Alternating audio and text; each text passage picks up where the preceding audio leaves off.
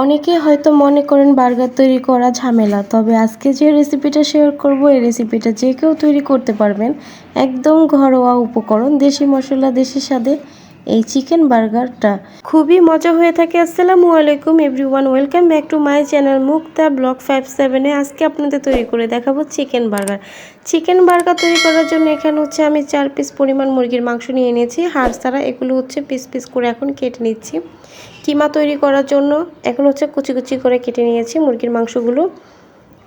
তো আমার মুরগির মাংসগুলো কিন্তু কিমা হয়ে গেছে। তারপর হচ্ছে এখানে আমি পরিমাণ মতন পেঁয়াজ কুচি দিলাম, আদা রসুন বাটা দিলাম, লবণ দিলাম, হোয়াইট পেপার দিলাম, তারপর গোলমরিচ দিলাম, মরিচের গুঁড়া দিলাম, আর পরিমাণ মতন হচ্ছে সয়াবিন তেল দিলাম, আর হচ্ছে পরিমাণ মতন হচ্ছে ময়দা দিয়ে দিলাম। এগুলো হচ্ছে একটা বেটার তৈরি করে নিয়েছি।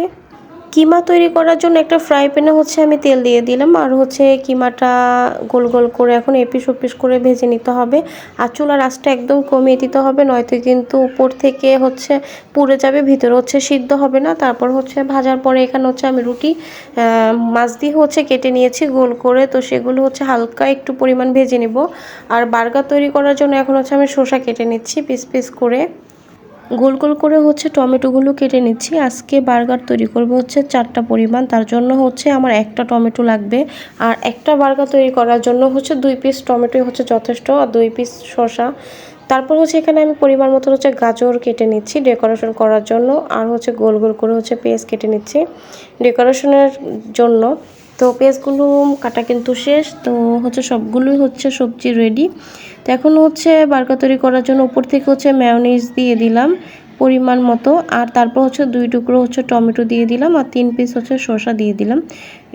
তার হচ্ছে গাজর অপশনাল, যদি গাজর দিতে মন চায় দিবেন, না দিতে মন চাইলে হয়তো দেওয়ার দরকার নেই। তারপর হচ্ছে চিকেন কিমাটা ভেজে রেখেছিলাম সেটা হচ্ছে দিয়ে দিয়েছি, আর উপর থেকে হচ্ছে পেঁয়াজ দিয়ে দিলাম গোল গোল করে, তো দেখতে সৌন্দর্য।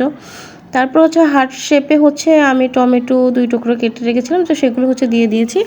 আর রুটির যে অবশিষ্ট উপরের দিকটা ছিল, তো সেটা হচ্ছে মেয়োনিজ ভালো মতন দিয়েছি, আর উপর থেকে হচ্ছে আরেকটু মেয়োনিজ দিয়ে দিলাম। তারপর হচ্ছে এই তো হয়ে গেল কিন্তু চিকেন বার্গার। তা আশা করি ভালো লেগেছে আপনাদের।